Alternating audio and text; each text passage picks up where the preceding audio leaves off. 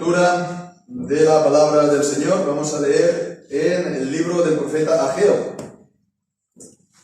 En el capítulo 1, Ageo, en el versículo 12. Y vamos a leer hasta el capítulo 2 y versículo 9.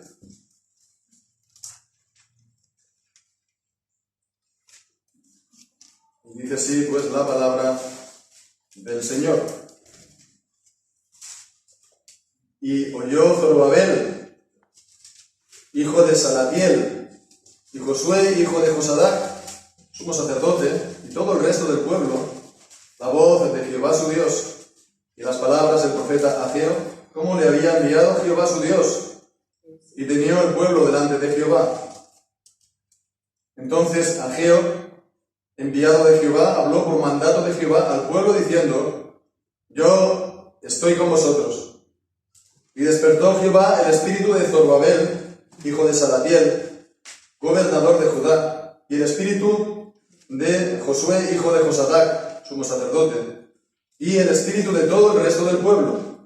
Y vinieron y trabajaron en la casa de Jehová de los ejércitos, su Dios. En el día 24 del mes sexto, en el segundo año del rey Darío. En el mes séptimo, a los 21 días del mes, vino palabra de Jehová por medio del profeta Ageo diciendo: habla ahora a Zorobabel, hijo de Salatiel, gobernador de Judá, y a Josué, hijo de Josadac, sumo sacerdote, y al resto del pueblo diciendo: ¿quién ha quedado entre vosotros y haya visto esta casa en su gloria primera? ¿Y cómo la veis ahora? ¿No es ella como nada delante de vuestros ojos? Pues ahora, Zorobabel, esfuérzate, dice Jehová. Esfuérzate también, Josué, hijo de Josadac, que sumo sacerdote, y cobrad ánimo, pueblo todo de la tierra, dice Jehová, y trabajad, porque yo estoy con vosotros, dice Jehová de los ejércitos, según el pacto que hice con vosotros cuando salisteis de Egipto. Así mi espíritu estará en medio de vosotros. No temáis. Porque así dice Jehová de los ejércitos: de aquí a poco yo haré temblar los cielos y la tierra, el mar y la tierra seca, y haré temblar a todas las naciones. Y vendrá el deseado de todas las naciones, y llenaré de gloria esta casa. Ha dicho Jehová de los ejércitos: mía es la plata y mío es el oro, dice Jehová de los ejércitos. La gloria postrera de esta casa será mayor que la primera, ha dicho Jehová de los ejércitos, y daré paz en este lugar, dice Jehová de los ejércitos. Amén. Bien, pues estábamos ayer considerando el inicio de esta profecía. En el capítulo 1 estuvimos considerando hasta el versículo 1 del profeta Ageo en el Antiguo Testamento. Vimos ayer que se dio en el año 520 antes de Cristo aproximadamente, es decir que ya 2500 años, y que bueno, pues hay que salvar esa distancia, también sobre todo pues teniendo en cuenta que en medio fue la venida de nuestro Señor Jesucristo, y que entonces ha sido el paso del Antiguo Testamento al Nuevo Testamento, el paso de las sombras del Antiguo Testamento a la realidad. Lo que estaba anunciado en el Antiguo Testamento por los profetas ahora se cumple en Cristo y en su iglesia. Entonces estuvimos considerando la actitud del pueblo en aquel entonces, esa actitud de buscar su propio beneficio, ¿verdad? Esa actitud de comodidad, se puede decir, mientras que la casa del Señor estaba todavía por hacer, por reconstruir. Y estuvimos también viendo ese llamamiento, se puede decir doble, esos dos llamamientos que hizo el profeta. Primero, a que el pueblo mire sus caminos. Mirad sobre vuestros caminos, porque sembráis mucho y recogéis poco. Que miren sus propios caminos, cada uno, en sus propias vidas. Si están sembrando mucho, con mucho esfuerzo, y hay poco resultado. no sea esto, pues porque son infieles a Dios. Y esto es una manera, pues, de advertencia, y esto es una disciplina del Señor. También el segundo llamamiento a comenzar la obra. Y dijo, pues subid al monte y cortad traed leña para construir la casa. Bien, pues estuvimos ya considerando, no hace falta pues que volvamos a ello. En todo caso, vemos que ahora esta palabra se la envió sobre todo a Zorobabel y a Josué. En el versículo 12 leemos: oyó Zorobabel, hijo de Salatiel, y Josué, hijo de Josadac. Ayer también estuvimos viendo sobre todo acerca de Zorobabel, gobernador, descendiente de David según la carne. No fue restaurado como rey, no fue restaurada la monarquía en Israel, pero él fue gobernador, sí. Y entonces era el gobernador, se puede decir, civil. El segundo, Josué, hijo de Josadac. ¿Quién es? En el versículo 1, capítulo 1, versículo 1, sumo sacerdote. Era, por lo tanto, también de la familia de los sumos sacerdotes, ¿no?, descendientes de Aarón. El líder, pues, religioso, el líder político, y a ambos le envía esta palabra principalmente a ellos. La palabra de Dios se le tiene que enviar a todo el mundo, ¿verdad? Y se tiene que evangelizar hoy en día a todo el mundo. Pero la palabra de Dios se tiene que enviar primero a los responsables, a los dirigentes. Y he aquí una grave carencia de nuestra, y bueno, de la iglesia en general en nuestros días. Porque se dice claramente, sí, hemos de evangelizar a todo el mundo y hemos de evangelizar a todas las personas, y se sobreentiende que hemos de evangelizar a todas las personas excepto a los gobernantes y a los dirigentes. Ellos son los primeros que han de recibir la palabra de Dios. Al judío primeramente y también al griego. A los reyes y también a todo el pueblo. En primera de Timoteo capítulo 2, lo estuvimos viendo en su día. Pablo dice que oremos por todos los hombres. ¿Y por qué dice? ¿Por qué dice? Por los reyes y los que están en eminencia. Entonces, de la misma manera que al judío primeramente y también al griego, podemos decir también a los reyes primeramente y también a todos los demás del pueblo. Y es precisamente lo que no se hace. ¿Por qué? Bueno, hay muchas razones, ¿verdad? Ya sabemos, de filosofía, de historia, etcétera, etcétera, ¿no? Y también, pues, se puede decir una vergüenza acerca de la palabra de Dios. A ellos, primeramente, se les tiene que enviar la palabra de Dios en este tiempo también. Bien, pues entonces vemos esta palabra que se les envió. ¿Cuál fue el resultado? Pues leemos en el versículo 12. Oyó Zorobabel, hijo de Salatiel, y Josué, hijo de Josadac. Oyó, ¿no? Ya sabemos que en la Biblia se utiliza la palabra oír, no como nosotros oímos oír, porque nosotros hemos oído el canto de los pájaros, hemos oído algo y no le prestamos mucha atención. En la Biblia, cuando se dice oír, es que escuchan, prestan atención, dan oído. Y esto es lo que están diciendo. No es que ellos oyeron y ya está. Ellos escucharon con atención a la palabra de Dios. Escuchar con atención. Si uno oye algo, ¿no?, y no le presta ningún caso, no le está oyendo, escuchando según la Biblia. Si se le está dando la palabra de Dios y le viene y le dice, mira, ya me lo contarás otro día, ya te escucharé luego. Entonces, no, eso no es oír, eso no es escuchar. Oye, pues, la palabra de Dios. Oye, pues, es presta atención. Oye, es haz caso. No deseches la palabra. No deseches al que habla. No deseches la palabra de Dios cuando la estás escuchando. Y bien, pues entonces, fijémonos cómo Dios actuó. Porque leemos en el versículo 14, y despertó Jehová el espíritu de Zorobabel, hijo de Salatiel, y el espíritu de Josué, hijo de Josadac, y el espíritu de todo el resto del pueblo. Vemos, aquí no están las cosas por orden de cómo sucedieron las cosas. ¿Por qué ellos escucharon? ¿Por qué ellos dieron crédito? ¿Por qué? Dios le abrió el corazón primero. Porque el corazón de todos los hombres está cerrado. Como estaba la ciudad esta de Jericó, leemos en el libro de Josué, cerrada, bien cerrada, una muralla alta, y allí no entra la palabra de Dios.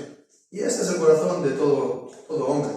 Nos dice la palabra de Dios, el Nuevo Testamento, el apóstol Pablo, en que antes de conocer al Señor estábamos andando en el endurecimiento de nuestros corazones.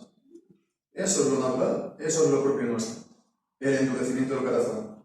Tener un corazón pues, duro como la piedra para la palabra del Señor. Pero eso ¿cómo se vence? Cuando el Señor envía su Espíritu Santo y abre el corazón pues desde dentro afuera. Entonces ya estaremos considerando esto acerca del envío del Espíritu Santo. Pero fijémonos, ¿no? Es de cómo ahora que estábamos también con esto de la sequía, ¿verdad? Si el campo está todo seco porque hay sequía, ya puedes sembrar ya. Que la semilla se va a quemar, no va a dar fruto. Y en la Biblia sabemos que la palabra es esta semilla que se planta, ¿verdad? Y si no hay la bendición del Espíritu Santo, si no la semilla no va acompañada del agua del Espíritu Santo, la semilla se quema y no da fruto. Por eso hemos de estar pidiendo al Señor la gracia y la bendición del Espíritu Santo. Hemos de estar atentos a la presencia del Espíritu Santo en nuestra vida, los creyentes, que ya hemos creído en el Señor. Pero con todo y con eso, hemos de pensar que esta presencia del Espíritu Santo no es algo pues que la vamos a tener siempre de la misma manera, porque el Espíritu Santo es como el viento, nos dice Jesús en el Evangelio de San Juan, capítulo 3, que ni sabes dónde va, ni de dónde viene, ni a dónde va. El Espíritu Santo es libre, el Espíritu Santo sopla donde quiere. Entonces hay tiempos en los que tenemos el Espíritu Santo, nos sentimos llenos de Él. Hay otros que, como cantamos en el Salmo 42, pues somos como los ciervos, ¿no?, que buscan corrientes de agua. Hemos de ser conscientes de saber si tenemos la presencia y la bendición del Señor. Porque si damos por sentado que estamos guiados por el Espíritu y no lo somos, estamos guiados por la carne. Hemos de ser conscientes de la presencia del Espíritu para pedir más gracia, pedir más luz, pedir más comprensión, más sabiduría, pedir más autocontrol, más dominio propio, pedir más de Cristo en nuestra vida, porque es el Espíritu Santo quien nos lo da. Él es el quien nos guía a toda verdad. Si no comprendemos cosas en la palabra, hemos de pedir la gracia del Espíritu Santo. Hemos de ser conscientes, pues, del Espíritu Santo en nuestra vida. Y bien, pues por último, leemos en el versículo 12 también que el pueblo temió delante de Jehová. Temer delante de la palabra de Dios. Esto es todo lo contrario que despreciar la palabra de Dios. Temer con respeto, temer con reverencia, temer veíamos esta mañana, ¿verdad?, en Hebreos 12, ¿no?, con temor y reverencia al Señor. No puede ser de otra manera. Cuando el Señor habla, uno se da cuenta, ¿no?, debería darse cuenta. de que es Dios quien está hablando por medio de su palabra. Que no es esa persona que está hablando, sino que Él es su siervo y su intermediario. Y que no hay que, pues, como decíamos, ya te oiré luego. Se tiene que escuchar. Y escuchar hoy. Porque hoy es el día de salvación. Bien, pues veamos que el Señor pues abre el corazón, el Señor da entonces esa gracia del Espíritu Santo también, pero fijémonos también aquí que lo hace con dos palabras de ánimo al pueblo. Ayer veíamos que hacía dos llamamientos al pueblo, y aquí también nos encontramos con dos palabras de ánimo al pueblo. Primeramente leemos en el versículo 13. Ageo, enviado de Jehová, habló por mandato de Jehová al pueblo diciendo: yo estoy con vosotros. Yo estoy con vosotros. Y en el capítulo 2, versículo 4, ahora pues, Zorobabel, esfuérzate, dice Jehová, esfuérzate también, Josué, hijo de Josadac, sumo sacerdote, vemos los dos, sobre todo principalmente, cobrad ánimo, pueblo todo de la tierra, también después de ellos, dice Jehová, y trabajad, porque yo estoy con vosotros, dice Jehová de los ejércitos. Yo estoy con vosotros. Primera palabra de aliento. Yo estoy con vosotros. Y sabemos lo que dice el apóstol Pablo en Romanos 8. Si Dios está con nosotros, ¿quién contra nosotros? Porque Él no escatimó ni a su propio Hijo, sino que lo entregó por nosotros. Ahora pues, que si Él lo entregó por nosotros cuando nosotros éramos enemigos, ¿cuánto más ahora, siendo reconciliados, no nos dará con Él todas las cosas? Él está con nosotros y no hay nada ni nadie que nos pueda separar de Cristo Jesús. No hay nada en lo alto ni en lo profundo. No hay nada en este mundo ni en el venidero. Nada que nos pueda pasar. Nada que nos pueda quitar. Ni la muerte, ni la vida, ni ángeles, ni potestades, ni el diablo, ni todo su séquito. Nada, nadie nos puede separar de Cristo Jesús y de Dios, porque Dios está con nosotros. Y esto es así siempre para todos los hermanos. Esto es así siempre para todos los cristianos que han puesto en Cristo Jesús su confianza. Pero aquí hay más, porque esta palabra no es tanto en un sentido general. Es un ánimo para trabajar en ese momento. En el versículo 4 hemos leído, dice trabajar, ¿no? Cobrar ánimo, pueblo toda la tierra, dice que va y trabajar, ir al monte, subir y cortar la leña, hacer todo esto, porque yo estoy con vosotros. Es de una manera especial, para hacer la obra especial que Dios le pedía. Entonces, bueno, cuando se hacen cosas especiales, cuando se hacen cosas que la gente puede decir: este hombre está loco, ¿a dónde va? Se va a romper la cabeza, no va a conseguir nada, pero se hace para la gloria de Dios, se hace pues en el nombre del Señor y para su gloria, para que su nombre sea exaltado. Entonces podemos tomar esta palabra y apropiarnos de esta palabra por la fe y decir: Dios está conmigo. Pero Dios está conmigo para esta tarea. Dios está conmigo para esta obra. Como veíamos ayer, puede que no sea el momento. Decían, no es el momento, no ha llegado el tiempo para reconstruir. Porque, bueno, todas las cosas son tan difíciles, ¿no? Pero si Dios está con nosotros, Él hará un camino allí donde no lo hay. Él va a allanar los montes y Él va a levantar los baches, y Él va a conseguir que las cosas difíciles se cumplan. Y esto es lo que dice el Señor cuando dice: dirás a este monte que te plantarás ahí en el mar.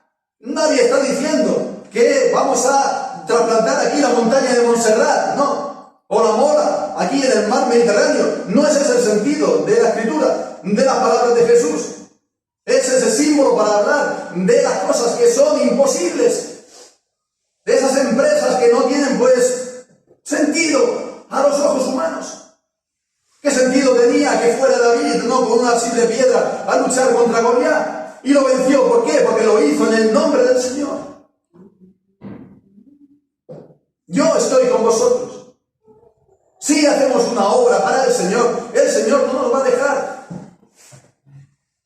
a medio camino. No nos va a dejar que caigamos en descrédito, que sea un ridículo sobre todo para Él que ha puesto su nombre. Y nosotros hacemos las cosas para su nombre. Yo estoy con vosotros. Hemos también, por lo tanto, de pensar de la misma manera que hemos de estar atentos acerca de la presencia de Dios, acerca de la presencia del Espíritu Santo. Hemos también de estar atentos si el Señor nos está pidiendo hacer algo en su nombre, para su gloria. Porque si nos lo está pidiendo en su palabra, si el Espíritu Santo nos está llamando a esa obra, si lo hacemos, si damos un paso al frente, el Señor estará con nosotros para llevarla a cabo. Esta es la primera palabra de ánimo. Si Dios está pues con nosotros, no hay que temer.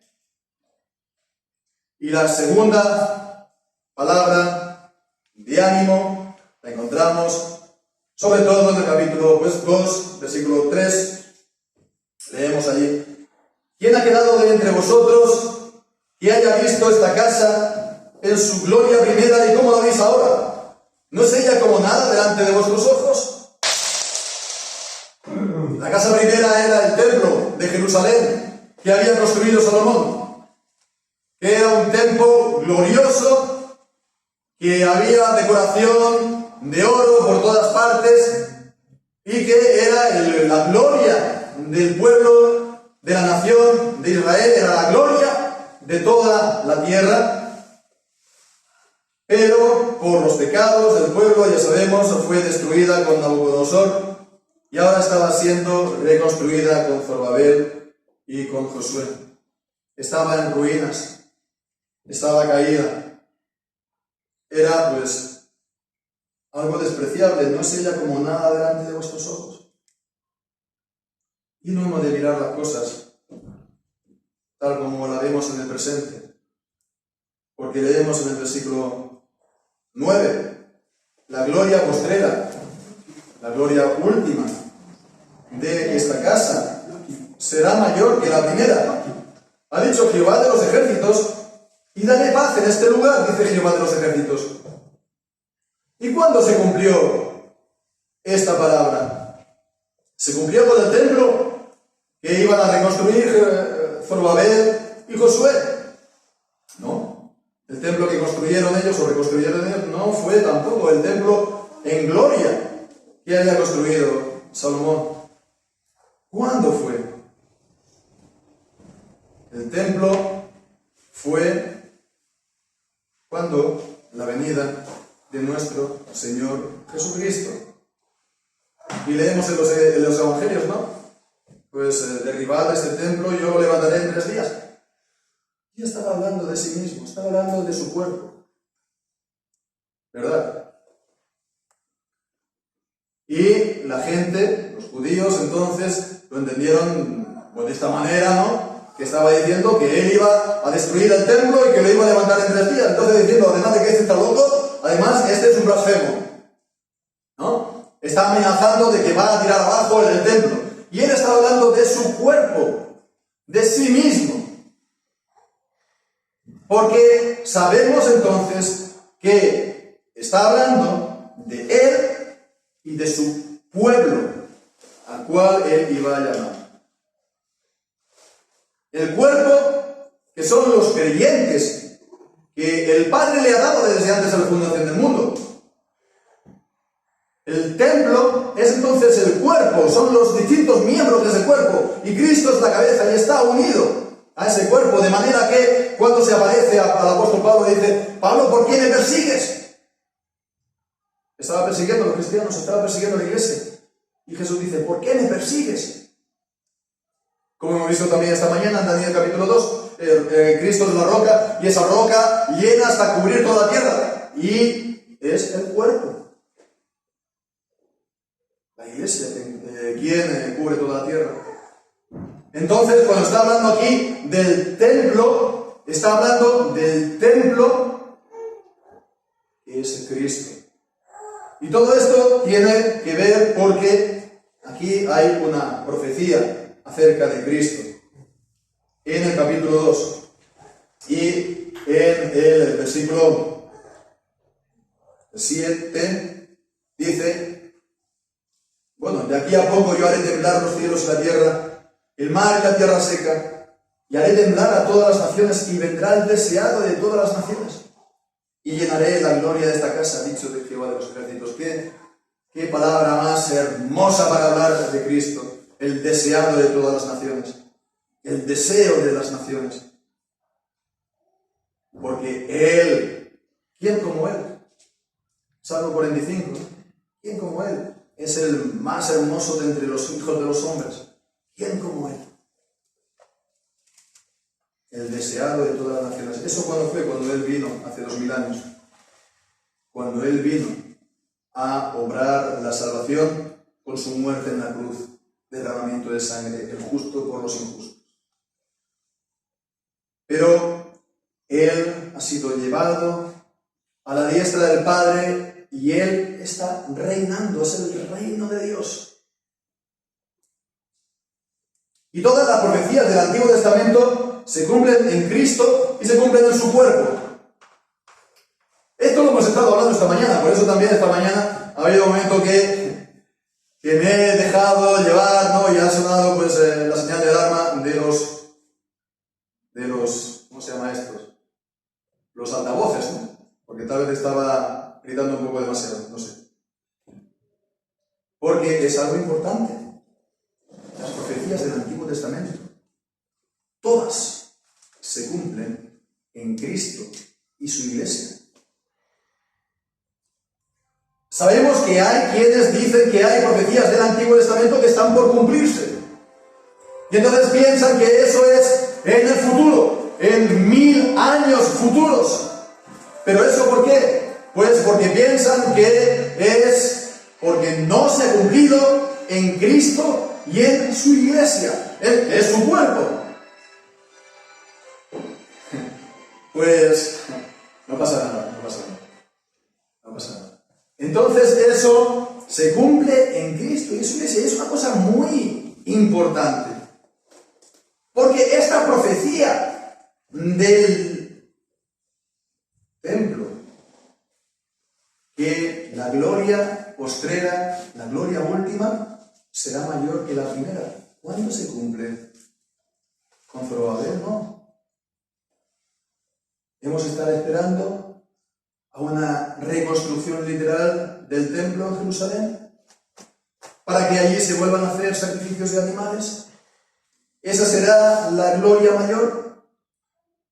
Esto lo sostienen pues muchos, los llamados dispensacionalistas sobre todo, los futuristas, premilenialistas sobre todo, o también, aunque no piensen en los mismos términos de un templo literal, incluso aquellos milenaristas que piensan que las profecías del Antiguo Testamento están por cumplirse todavía en el futuro, los llamados postmilenaristas.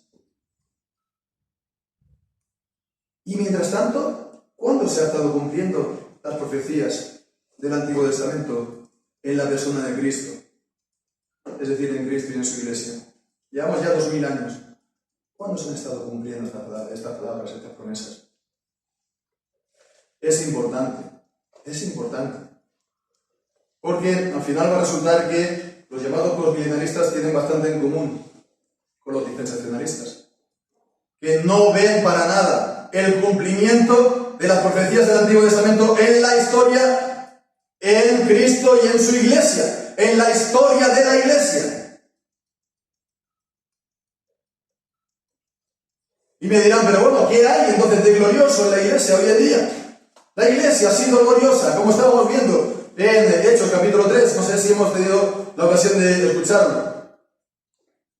Lo estuvimos exponiendo hace un par de semanas. Si no lo hemos escuchado, lo vuelvo a repetir, no pasa nada. Si lo hemos escuchado también, no pasa nada volverlo a escuchar. Brevemente. El milenio ya se ha cumplido. El milenio ha sido el tiempo desde la encarnación de Cristo o su resurrección, u otros lo ponen en la conversión de Constantino y entonces de todo un imperio, de todas las naciones en aquel entonces, a Cristo. ¿Y que duró hasta cuándo? Hasta, como dice el Apocalipsis 20, hasta que el anticristo se levante para hacer guerra a la iglesia. Pero es algo mucho más complejo. La historia de la interpretación de la profecía de los últimos días en la iglesia, desde los padres mismos, no es una cosa tan sencilla o tan simple.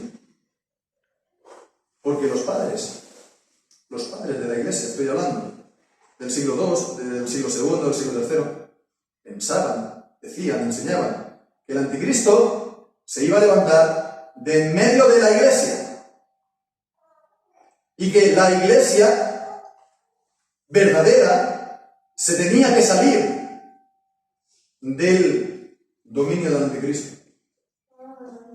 Esto lo enseñaban todos los padres de la iglesia. Y esto es lo que ocurrió en la Reforma.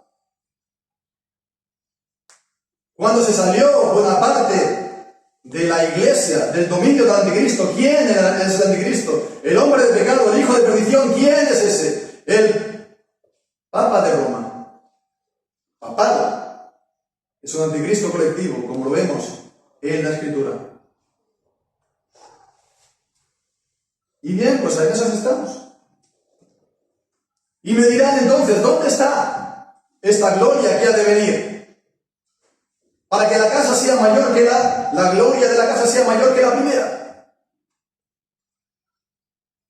Que la gloria de la casa sea mayor incluso que esos 1300 años o 1000 años literales en los que la iglesia literalmente reinó. En la restauración, cuando la iglesia vence al papado. ¿Cuándo? Segunda de Tesalonicenses, capítulo 2. Que Cristo lo ha de vencer por el aliento de su boca. Y el aliento de su boca es su palabra. La palabra de Dios, el ministerio de la palabra de Dios, que es la espada de dos filos. Que penetra hasta partir y separar el alma. El Salmo 150 nos habla de los siervos que tienen espada de dos filos en sus manos. ¿Quiénes son esos siervos? Si no son los siervos que predican y exponen la palabra de Dios. ¿Cuándo se va a cumplir esa palabra? De que los siervos tienen espada de dos filos en sus manos. ¿Cuándo se venza y se restaure la iglesia? Y me dirán, ¿dónde estará la gloria de eso? Fijémonos, hermanos, tenemos 2000 años de iglesia. 2000 años de iglesia. Vemos mucho más allá de lo que vio Ireneo, Agustín, Calvino, Lutero. Nuestra perspectiva es mucho más amplia. Ellos han dado mucha enseñanza a lo largo de 2000 años. Solamente hace falta recoger esa buena semilla, ponerla en el granero, abrir las puertas y alimentar al pueblo con la palabra, dada y recogida de 2000 años. La palabra de Dios, no las tradiciones humanas, la palabra de Dios. ¿No será esto glorioso? ¿No será esto glorioso, hermanos? Y eso coincidirá, no es un nuevo milenio. No esperamos esto, que nos separa 1000 años más de nuestro Señor cuando Él venga en gloria, porque esto será la antesala. Esto será el resplandor de su venida. Esto será la claridad que ya está justo antes que salga el sol, en el amanecer. Estamos esperando eso, hermanos. Esperad eso, la victoria. Como dije, nos han estado diciendo, vosotros no podéis. Nos han estado diciendo a la iglesia, no vais a ninguna parte. No vais a conseguir nada. Ni las naciones, ni la iglesia. ¿A dónde pensáis que vais? No podéis. Estáis divididos.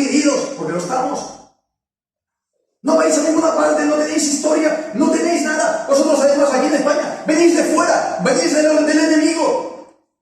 De los ingleses, de los americanos, de los que son enemigos nuestros, nos dicen. Cuando el mayor enemigo está en Roma.